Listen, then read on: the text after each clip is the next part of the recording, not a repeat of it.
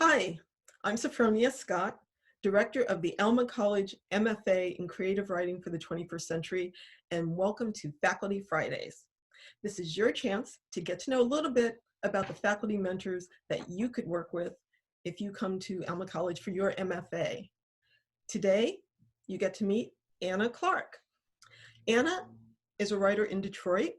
She is author of The Poison City, Flint's Water and the American Tragedy, which was named one of the year's best books by the Washington Post, the San Francisco Chronicle, Kirkus, the New York Public Library, Audible, and others. And it won a ton of prizes as well.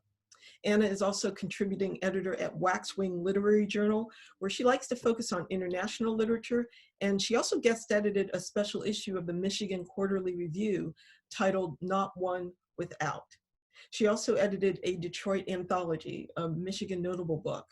And she also wrote a small book about the distinctive literary culture of the Great Lakes State. So, thank you for being here with us. I know you've been a longtime teacher of writing. You have an MFA yourself. I wondered if you could share with us today, perhaps not necessarily a writing tip, but maybe just something that you tend to tell your students that you find yourself repeating again and again that is important for them to understand about writing. For students and also for myself, I find I'm reminding myself of some things again and again. And one that comes up a lot is beginning with a question in mind instead of a conclusion. And I think this is certainly true for nonfiction, which I practice most often, but I think it's true for any genre people are working with. I think if you begin with a very certain idea of how you're going to land, it can sometimes have the effect of being suffocating. It can make the experience of writing less interesting if you're just filling in the blanks with what you already know.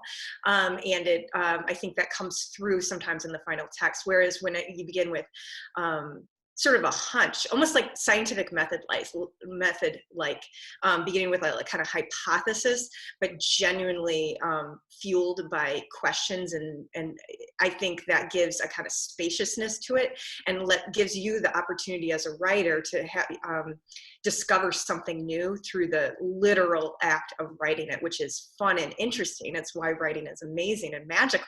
But it also, I think, gives the final text a kind of energy that just truly can't be replicated any other way.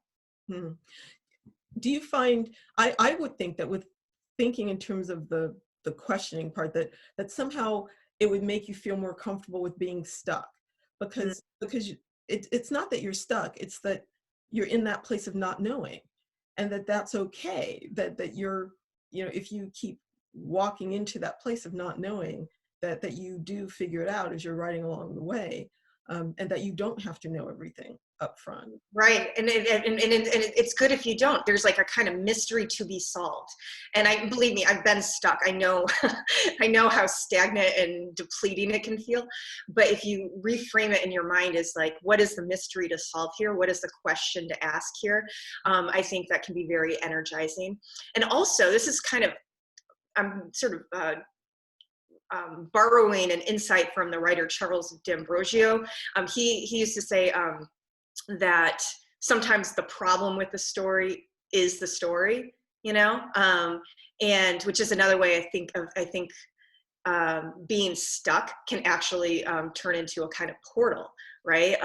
The thing that is the block might, in some ways, by addressing it directly, by questioning it directly, rather than trying to work your way around it and avoid it and deny it and repress it, approaching it directly with a kind of open and questioning mind might actually end up being the very heart of the piece you're working on. Oh my goodness. That's fascinating, and actually probably a little scary too for people who are working on personal things like memoir. Yeah. Sometimes, yeah, that's exactly it. You have to go into it head on. Yeah, it is scary. That means it's real, though. It means it's real. That means it's real. Thank you, Anna. So if you, the viewer, are interested in making this type of writing journey with us, get to know the Alma College MFA in Creative Writing. Thank you for joining us here today on this Faculty Friday. I'm Sophronia Scott, she's Anna Clark, and we are with the Alma College MFA in Creative Writing. If you want to learn more about the program, check out our website, alma.edu/MFA. Thank you.